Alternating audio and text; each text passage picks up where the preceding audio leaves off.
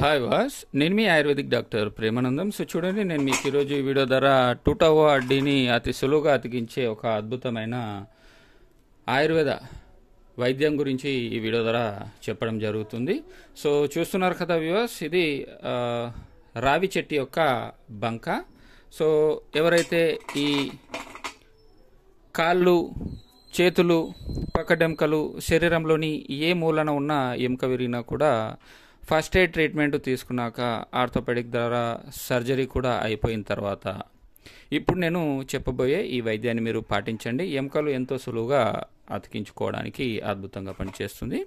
So ఈ రావి బంకను మీరు ముందు ఏం చేస్తారంటే, రావి చెట్టు దగ్గరకు వెళ్ళేసి దానికి ప్రదక్షిణలు చేసి మొక్కి ఒక 5-6 రంధ్రాలు చేసి ఒక వారం రోజుల వరకు విడిచిపెట్టారంటే ఇలా ఆ రావి చెట్టు ఎక్కడైతే రంధ్రాలు చేశారో ఆ రంధ్రాల నుండి ఈ విధంగా బంక అనేది బయటకు వస్తుంది. సో ఈ బంకను మీరు తెచ్చుకొని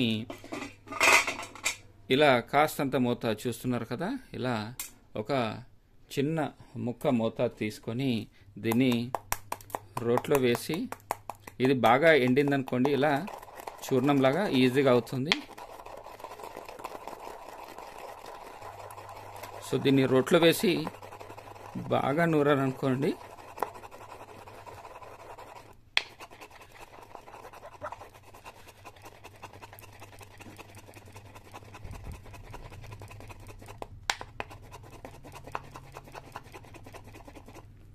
చూడండి ఇలా పౌడర్ లాగా అయిపోతుంది. అయిపోయిన తర్వాత ఇది చూస్తున్నారు కదా, ఇది తేనె, మంచి పట్టు తేనెని తెచ్చుకోండి.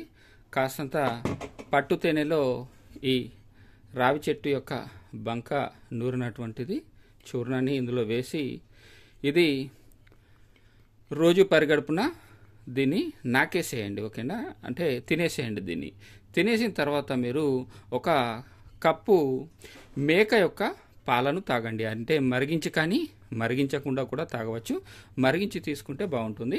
మేక పాలను ఒక కప్పు ఇది తిన్నాక త్రాగేసేయండి. ఇలా రోజు మీరు చేశారంటే మీకు ఎంతో సులువుగా ఎటువంటి ఎముక అయినా అంటే నేను మీకు ముందుగా చెప్పినట్టుగా పెద్ద ఎముకలు కానీ, చిన్న ఎముకలు కానీ, పక్కటి ఎముకలు కానీ, ఏ ఎముకలైనా కూడా ఎంతో సులువుగా అతికించడానికి ఈ యొక్క వైద్యం అనేది అద్భుతంగా ఉపయోగపడుతుంది.